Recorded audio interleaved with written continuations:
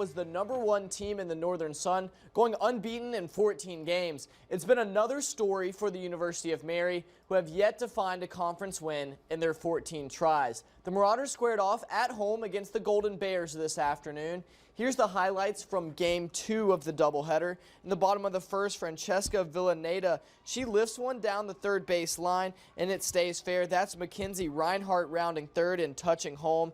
UMary will take a 1-0 lead all the way until the top of the third, where Concordia's Alexis Monty hits the ball through the gap into the outfield, and Rachel Novak will slide in safely at home. This ties things up at 1.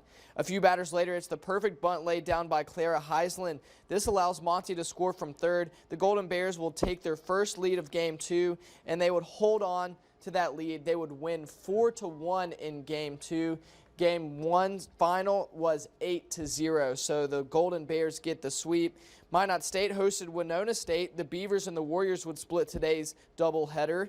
Dickinson State would sweep its Sunday series with Mayville State, and the Mystics split today's series with the Tetons in Williston.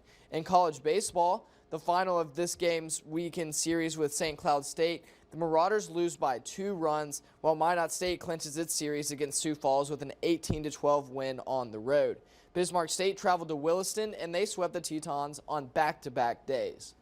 The Minnesota Twins are 13 games into the 2024 MLB season. 8 of those games have been on the road. While the Twins are only 6-7 overall, they do have a winning record away from home, winning 5 and losing 3. This afternoon was the Game 3 of the series against Detroit. The Twins swept yesterday's doubleheader against the Tigers, and Ryan Jeffers was a big part of the Twins' offense. He stayed hot going into today. With the bases loaded, he drives this ball, and it drops down into left field. This brings around two Twins runners. It's 2-0 early on. In the top of the fourth, the Twins would then take a 3-0 lead. It's Christian Vasquez who drives this ball to the left field, and it lands on Little Caesars there in the outfield.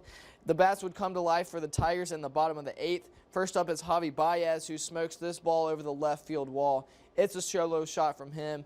The Tigers would add many more runs in the top of the 8th. It's a 4-3 final in favor of the Tigers. Now let's take a look at the AL Central standings. Cleveland sits in first with a 10-5 record. Kansas City is half a game behind them in second. The Twins currently sit fourth, 3.5 games behind the Guardians. The White Sox have only 2 wins on the season.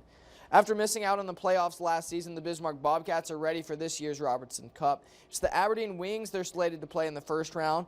That begins on Friday. Bismarck will host the Wings in games 1 and 2 this Friday and Saturday. Then on Friday the 26th, the Bobcats will travel to Aberdeen for Game 3 of the series. It's a best-of-5 series, so if the Bobcats win the first 3 games, then Game 4 and 5 won't be necessary.